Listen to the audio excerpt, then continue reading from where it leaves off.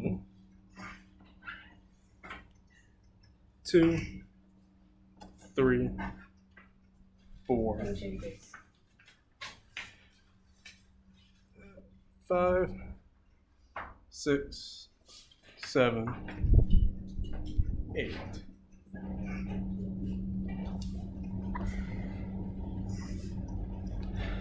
So have you guys ever just really resented or just hated a coworker? They just ever really rubbed you the wrong way during the day? No. No. I have too. Plenty of times. I've had many coworkers throughout my career that I just did not really want to work with or just didn't like.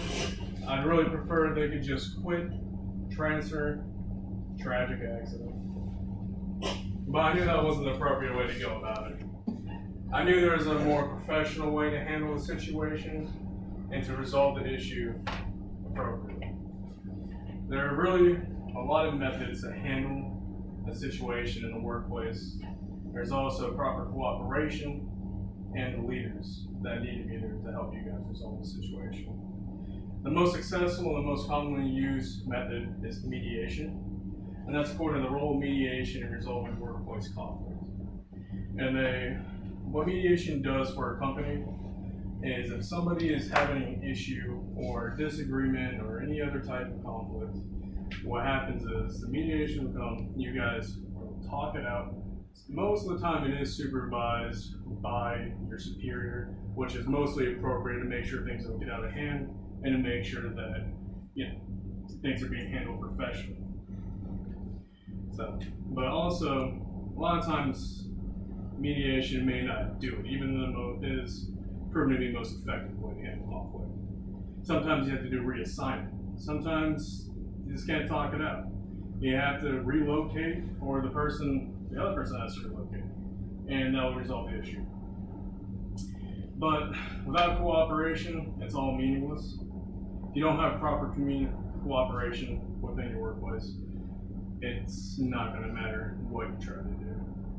And according to CPD, stress and conflict in the workplace, cooperation is one of the highest things you need to make any work appropriate. Teamwork is very essential to this, because if you don't have teamwork, you don't have anything. You guys can't work, there's no communication going around, there's nothing getting done, and it leads to more likely chances of conflicts arising within the workplace. And without cooperation, without the methods being put down, it has to come from somewhere, and that's your leaders. Your leadership is probably one of the biggest impacts that has to do with solving any conflict within the workplace. According to CSOs, the seniors, executives, and how to manage conflict in the workplace, the leaders need to do what they need to do immediately. They need to go down as soon as they hear that there's a conflict between two associates. They need to bite it in the butt then and there, or there's a good chance it will spread throughout the workplace and it will cause an unstable environment for your employees to work. Your leaders have a huge impact on what you need to do and how you need to get it done. Without your leaders, and if they're not organized, the more chances that employees and associates will start bickering one another, telling each other what to do. So if your leader isn't being a leader, you're probably going to try to be one or try to take it by yourself, and that's going to cause a conflict. So all I like to do is show you all a demonstration of what a workplace conflict may look like and how it can be resolved. My friend Todd is going to be helping me do this.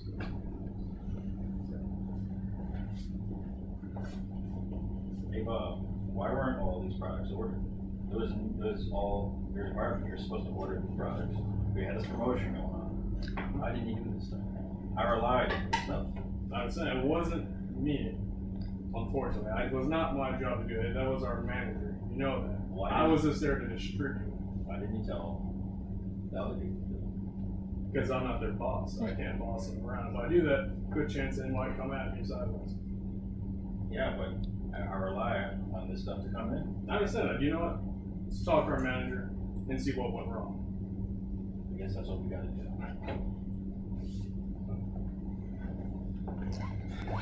So, most of the time, it is best to just let your boss handle it if you do work in a corporation, like I know most of us here today do.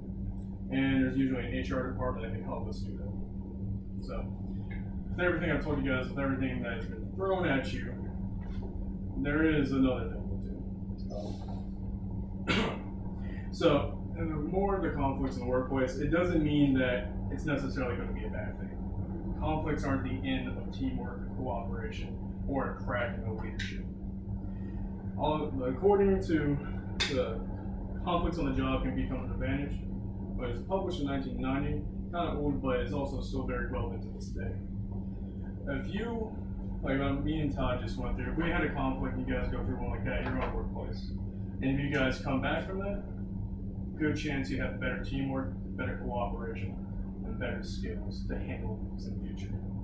So with that, thank you guys for listening to that. If any of you guys have any questions or comments, concerns about this? Yes. What if your conflict is with your superior?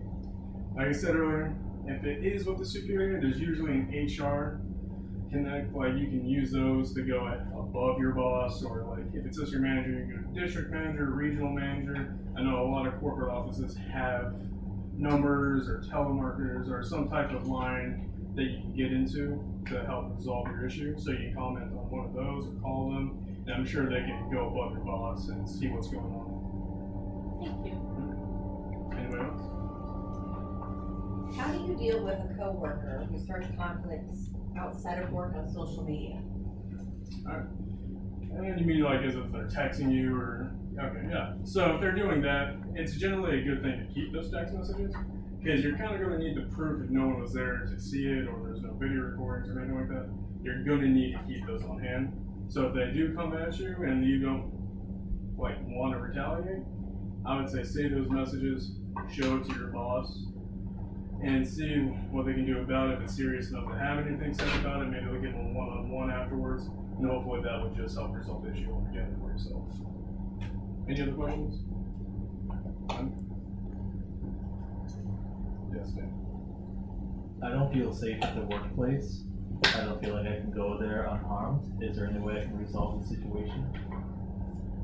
You feel like your associate may attack you? I feel like my life is in danger, yes. Go to the cops. Any other questions? No. Great. Thank you.